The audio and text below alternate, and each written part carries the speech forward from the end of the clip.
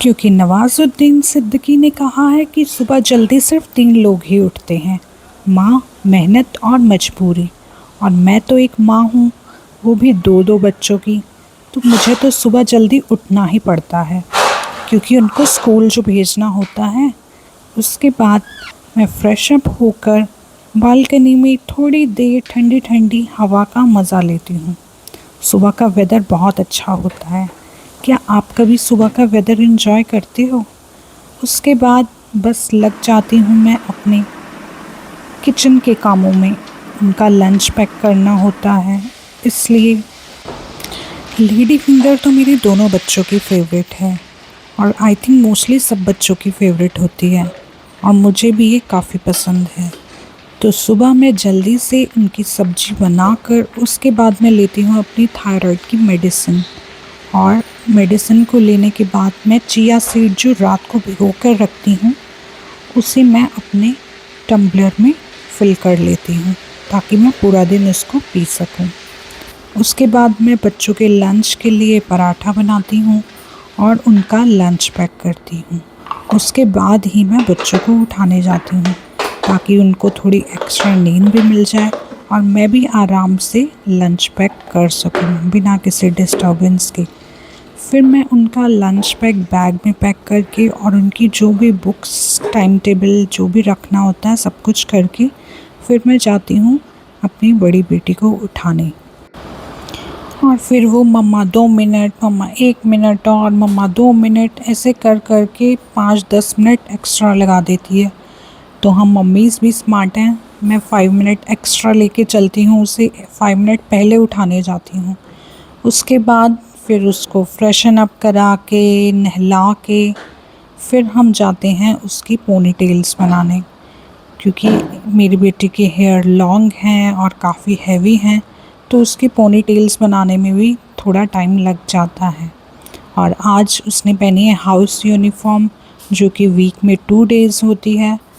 तो वो इतनी देर बैठती नहीं है जब मुझे उसकी पोनीज़ बनानी होती हैं। बच्चे इरिटेट होते हैं हेयर स्टाइल बनवाने में, तो इसलिए वो उतनी देर फ़ोन यूज़ करती है।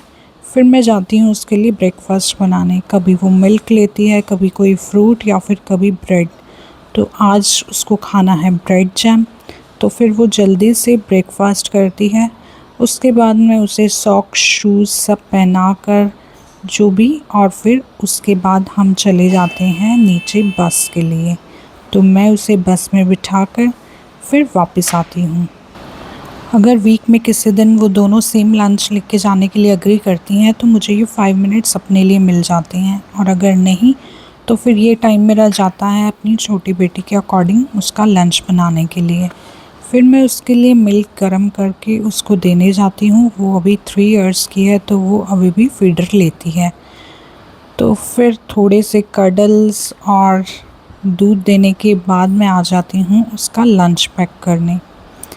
लंच पैक करके फिर मैं उसका भी बैग लगाती हूँ, उसमें जो books, notebooks, lunch box, water bottle सब कुछ रखने के बाद कभी कभी वो मुझे ढूंढते हुए उठ के मेरे पीछे पीछे आ जाती है। तो वो यहाँ सोफ़े पर लेटकर मिल्क पी रही है।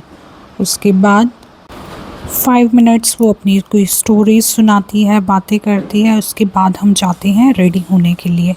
पहले दोनों बच्चे एक ही स्कूल में जाते थे जब बड़ी बेटी यूकेजी में थी और ये प्ले में, बट अब बड़ी बेटी आ गई है फर्स्ट क्लास में और ये आ गई है नर्सरी में। तो दोनों का स्कूल, दोनों की टाइमिंग सब चेंज हो गया है।